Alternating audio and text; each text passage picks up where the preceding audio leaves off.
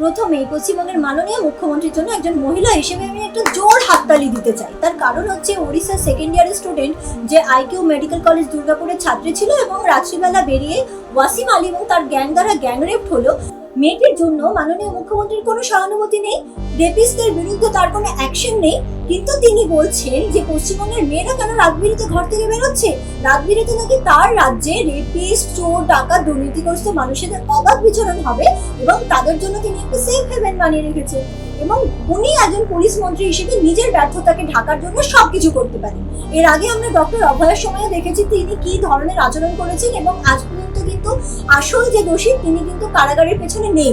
এবং আমি মাননীয় মুখ্যমন্ত্রীকে একটা প্রশ্ন করবো যে আপনি নিজেও তো মহিলা মাননীয়, আপনি নিজেও রাত বিরেতে ঘুরে বেড়ান, আপনি নিজে কি পশ্চিমবঙ্গের একজন নারী হিসেবে সুরক্ষিত মনে করেন?